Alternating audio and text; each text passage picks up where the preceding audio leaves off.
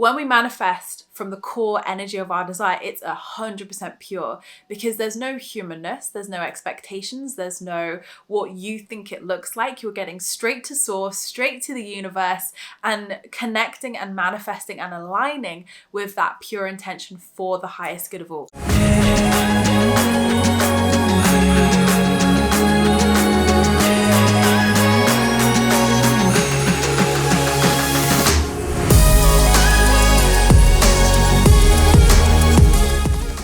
Hey gorgeous souls, and welcome back to my YouTube channel. Thank you so much for joining me for another one of my videos today. First of all, I'm going to apologize. The builders are out there in full force outside. Do live on a building site, so I'm sorry for any background noise in today's video. I've waited, I have been patient, hoping it's going to stop, and it hasn't. So I'm manifesting it stopping now so that I can record this video and you're going to hear me loud and clearly. Anyway, welcome to today's video, and today we're going to discuss the 75% rule.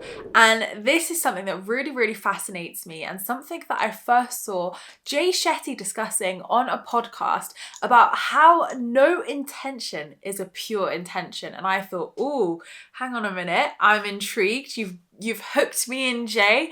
What have you got to, what do you mean that no intention is a pure intention?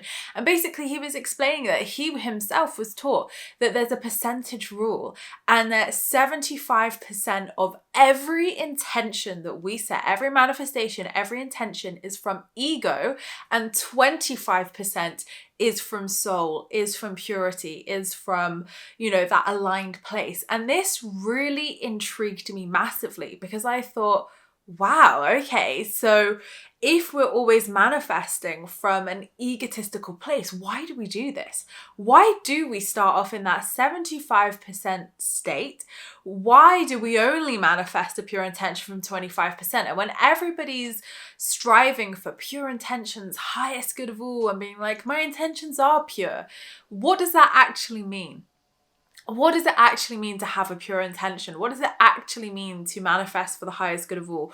What does all of this mean? So I want to explore this with you today, and explore this 75% rule more, because the more I sat with this, the more I thought about this, I thought there is something in this, and it really does walk us through the law of attraction process as well. So that's what I'm going to explain today, and how you can then set that intention, even if it's coming from a 75% ego place of not pure intention, and then how you can transform that into a pure intention. So when I first heard this, I thought, this is wild, right? This is wild. And then I sat there and thought about my own intentions over the last 6 years. I reflected on client sessions with my coaching clients. I reflected on friends' manifestations and conversations that we'd had. And I very soon discovered that 75% of our intentions, of an intention we set, is from ego, first of all. Now, why do I think this is? Because manifestation is very pleasing to the ego. When you first come across the law of attraction, when we first discover it, we're all like, oh my God, I can get all these things and I just have to ask for them. Fantastic. So the law of attraction is very much positioned and set up in a way to please the ego anyway, because the ego is going to want those things, whether it's a relationship, whether it's a career, whether it's a new house, whether it's money, whether it's whatever, holidays, a lot of the things that we set our intentions on are probably more materialistic and physical things anyway. Although we can absolutely manifest feelings, emotions, and how we want to feel as well, which is my personal style and love of manifestation, because feeling trumps everything. And you could have the money, you could have the house, you could have whatever, and you may be miserable, right? So the feeling is everything with manifestation as well. So the reason why I think that we manifest first and foremost from that 75% ego place is because the ego, inner critic, inner child, as I see it, is running the show, not always, but most of the time, the inner child, the inner critic, the ego is with us. It's there. It's never going to go. They're with us for life, right? So when they say, for instance, let's use a relationship as an example. If they want, you want to manifest a relationship and you're setting that intention, 75% of that is going to come from your inner child. It's going to come from the ego and inner critic. Why? Because your core beliefs, your limiting beliefs and fears, any resistance and any blocks comes from that space of inner child, inner critic, ego. So if there is resistance, limiting beliefs, fears, and blocks underneath the surface, 75% of that is projected onto that manifestation. So you may think that manifesting that relationship comes from a place of pure intention, right? But really, that inner child, this is, just to give an example here, your inner child could want codependency, for example, because of an unhealed wound with your father as a child, or maybe something happened to them as a child and now they crave that codependency. So actually what they're craving is codependency, not a loving, healthy, balanced relationship. So you can see that our limiting beliefs, our subconscious, our fears, they absolutely impact our desires 100%. And when we set the intention, when we get into that second step of believe in my 5-step law of attraction process, this is the inner work. So you then start to see the resistance. You then start to feel the limiting beliefs and fears come up and the blocks. And you start, the inner critic, the ego, inner child starts to pipe up and starts to put doubt in your head or scream at you or whatever. So this is why that intention is never pure, like 100% pure to start off with, because it will come from that place of, I feel that this is going to give me something. I feel that having that relationship is going to give me this. In your conscious mind, you might think that relationship's going to give you love and happiness and joy. But in your subconscious, again, pure example here, it may be that codependency that the inner child is seeking. So therefore that is being projected in some way through some characteristic you're seeking in that relationship onto there. Now, this could look very different. Money, for example, if you wanted to manifest money. So that 75% ego could then come from a lack mentality. It could come from a place where you think that money is going to bring you happiness. It could come from a place where you feel like having those certain things that you can spend your money on will make people validate and love you. So again, think about why you want your manifestations when you're setting them. How is your manifestation positively impacting your life and the collective too? Because when we really tune into why we want something, this can actually dissolve that 75% very quickly. Because if we think that a manifestation is going to give us something, you're manifesting all wrong. Yes, our manifestation can bring stuff to us, but it's not going to give us anything emotionally, physically, it can bring moments of joy, it can bring happiness, but it's not going to fulfill you. It's not going to fill a void. It's not going to fill a gap or fill an issue as such, or fill an emotional, uncomfortable feeling underneath. So when you think your manifestation is going to bring you something, that is where the problem lies. So when we're in that belief stage, we then start to get real with ourselves. We see the limiting beliefs and fears. We go along that journey to clear them. We go along that journey to release that resistance. And when you go along that journey, you then start to have more of a pure intention, because you're starting to realize why maybe you wanted something like that in the first place. And maybe your manifestation is evolving and tweaking anyway. Maybe the universe is showing you from that point that something better is on the cards, and you're thinking like, why is this happening? Why isn't this opportunity working out? I really wanted it in the way that I thought. So actually, when we then experience divine redirection, sometimes we then again, that intention becomes purer and purer and purer. And I talk about the core energy of your desire a lot. And I did a meditation last week. So you can go and watch that video and do that meditation for more on this pure intention and getting to that core. So when we manifest from the core energy of our desire, it's 100% pure, because there's no humanness, there's no expectations, there's no what you think it looks like. You're getting straight to source, straight to the universe, and connecting and manifesting and aligning with that pure intention for the highest good of all. So what does for the highest good of all mean? You probably hear me bang on about it all the time with manifestation. And this is, again, making sure that what is for your highest good is always coming to you, because you don't want something that's not for you, right? Like, that's no fun. You don't want something that's not for you, or something that's not sustainable or going to last, or not bring you the biggest joy and happiness in your life. So by saying this or something better for the highest good of all, when you're setting intentions, when you're manifesting, is so, so powerful, because then you know that whatever is coming for you is for your highest good, is in alignment, is sustainable, is going to last, and is going to bring you the biggest joy and happiness in your life. So that's why I always think it's really important to say that when manifesting at the beginning. But as we go through that belief stage, we then really start to decode everything. We start to then realize that we maybe have manifested or set that intention from a place of wanting something that maybe wasn't for our highest good. And actually that manifestation then evolves and it grows, and we start to get clearer through that second belief stage, where we then realize that actually, no, that's not quite what I wanted. Actually, what I really want is this clarity. What I really want is this alignment. So I really loved this explanation of the 75% rule, because I think it's so true. And I've done it. Like, I've absolutely done it. And when we go through this inner work journey, when we go through the manifestation process of step 3 into trust, and then step 4 into letting go and surrender, each time we're shedding those layers of ego.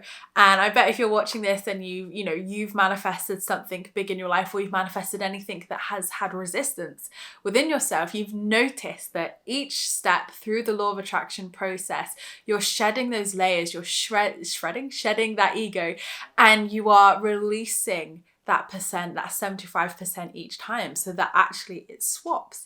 And that maybe by the end, your desire is 90% soul and for the highest good of all and aligned. And it's 10% ego, for example. Or maybe you get to 100%, who knows? But for me, it's really important to see it as that percentage, because it then reminds us of who we do go on a journey of manifestation. We do go on a journey of alignment. We do go on a journey of unraveling. And it's nothing to fear when we say 75% ego. There's nothing wrong with that, because the manifestation process is still working, but the process is the unlearning. The process is the unraveling of that ego and the healing of it as well, so that actually by the time you receive your desire, you're a totally different person. You have transformed so much, you've come so far, you've learned so much through your manifestation journey that you're going to carry forward with you. So I do feel that we shed so much in the manifestation process, and as we really work hard towards something and to achieving our goals. So I absolutely believe we do set it from 75%. And then as we go through those 5 steps, we shed, we let go, we release, and it swaps. And then it can go, really high in terms of soul and alignment and for the highest good. But I think so many people probably think I have pure intentions. What do you want about, Emma? And there's no doubt of that whatsoever, that, your pure intention is something positive, right? I think we think that a pure intention is something positive. Something negative would be a bad intention, but something positive would be a pure intention. When actually what I think Jay means by pure, and what I resonate with by pure, is from a place of no blocks or resistance or limiting beliefs and fears. So that's not saying that because you have limiting beliefs or fears that your intentions are unpure. Not at all. Not at all.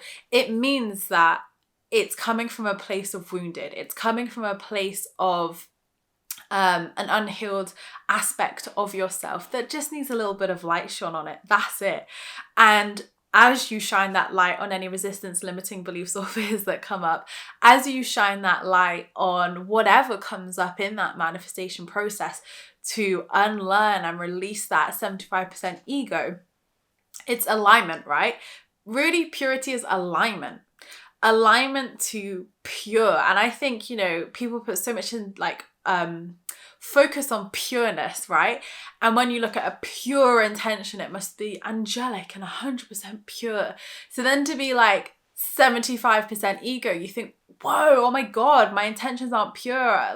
Some people might think, oh my God, I'm a terrible person. No, definitely not. Purity can be seen in many ways, right? And a pure intention is simply alignment. A pure intention is simply without resistance, limiting beliefs, fears, trauma, blocks. So no, we're human. Every single person experiences limiting beliefs, fears, blocks, trauma, resistance, the lot. Every single human being. So every single human being is manifesting from that 75% ego place. And then on the process and then on the journey, we unravel it, we let it go, we release it. And that's the manifestation journey. And that's, the process of life. That's a very naturistic cycle as such that we go through manifestation, through our life, through our inner cycles, through outer cycles.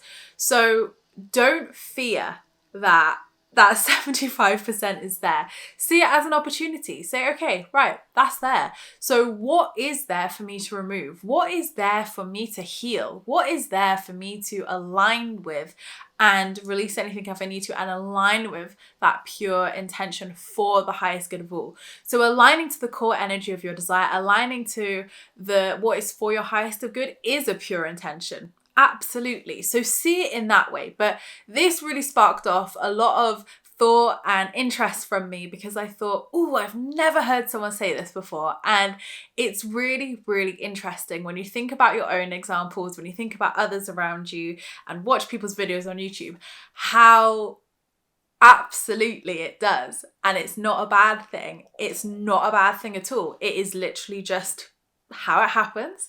And then that process takes hold, the inner work, the healing journey happens, that second belief step happens, then trust, then let go, so that you reach a place of peace and, alignment and for the highest good to receive your beautiful desire. So I hope this video has helped you and maybe spark some inquiry with yourself as well on, your 75%. So maybe look at your vision boards, any manifestation tools you have, your manifestation box, etc., and just tune in and say, like, how is this positively impacting the collective? Do I feel there's blocks, resistance, fears, or resistance here? Because again, that's going to help you along your manifesting journey, but also just help you to identify where maybe that 75% is and how you can shift that to align and magnetize your desires to you as well. Because the more we clear the way to resistance, the more that we clear that residue, it's a clear path. It's a clear path of flowing alignment and energy, so your desire can be magnetized to you. So really, I just see this as part of the inner work, which we all do anyway, as a natural process along this manifestation journey. So please do let me know your thoughts on this. Do you agree with Jay Shetty's 75%? Do you think this is real in your life? Have you seen it play out? And has this video sparked some inquiry with you as well? Let me know your thoughts. I'd love to hear your thoughts on this and whether you have heard of this before and actively work with the inner work with your manifestation process. So please do let me know below, because I reply to all of the comments and it's so interesting to hear what you guys think as well. So thank you so much, guys, for watching. I appreciate all your views and likes. Don't forget to subscribe if you're new here, because I would love to see you again soon. Don't forget to leave me a comment in the comments box down below, because I reply to them all. And I will see you in my next YouTube video, because we do 2 videos a week now, later on this week here on my channel. So don't forget, 2 videos a week now, every Tuesday and Friday at 6 p.m. BST or GMT, depending on whether we're in daylight savings or not. So I hope you have a fab week, whatever you're up to, and I'll see you all in my next video. Lots of love.